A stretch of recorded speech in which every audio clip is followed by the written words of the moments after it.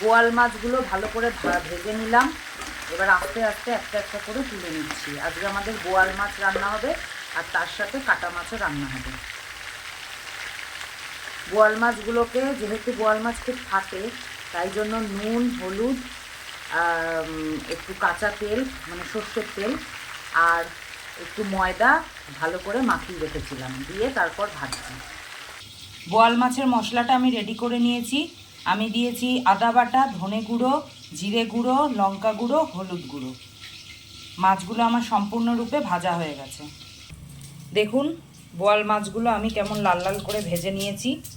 এবার মাছের তেলের মধ্যেই আমি গোটা সাদা জিরে ফোড়ন দেব। এই যে গোটা সাদা জিরে ফোড়ন দিয়েছি আর কয়েকটা তেজপাতা দিয়ে দিলাম। এরপর কেটে রাখা আলুগুলোকে আমি ভালো করে ভেজে নেব।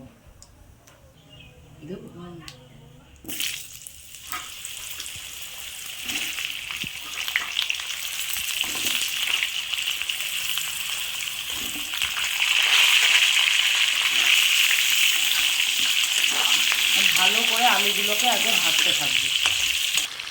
আলুর মধ্যে নুন আর হলুদ একটুখানি দিলাম।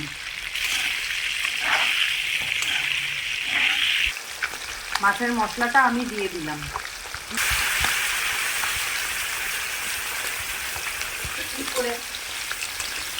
ভালো করে মশলাটা দিয়ে এবার আলুটাকে কষাতে থাকবে। একটা টমেটো এর মধ্যে দিয়ে দিচ্ছি।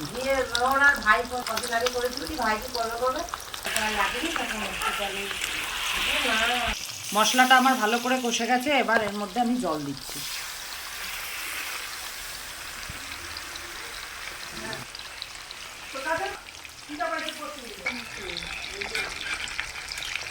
ঝোলটা আমার ভালো করে ফুটে গেছে, এর মধ্যে আমি একে একে মাছগুলো দিয়ে দিচ্ছি।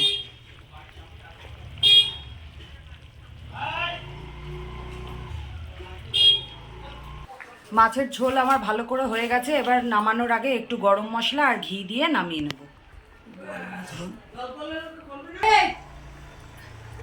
একটুখানি ঘি দিয়ে দিচ্ছি। বোয়াল মাছের ঝোল আমার রেডি, একদম লাল লাল ঝোল। রেসিপিটা পছন্দ হলে অবশ্যই একটা লাইক, কমেন্ট, শেয়ার করে দেবেন আর বেল আইকনটা টিপে চ্যানেলটা কিন্তু অবশ্যই সাবস্ক্রাইব করতে ভুলবেন না। এখনকার মতন আসি, আবার নেক্সট কোনো ব্লগে দেখা হবে।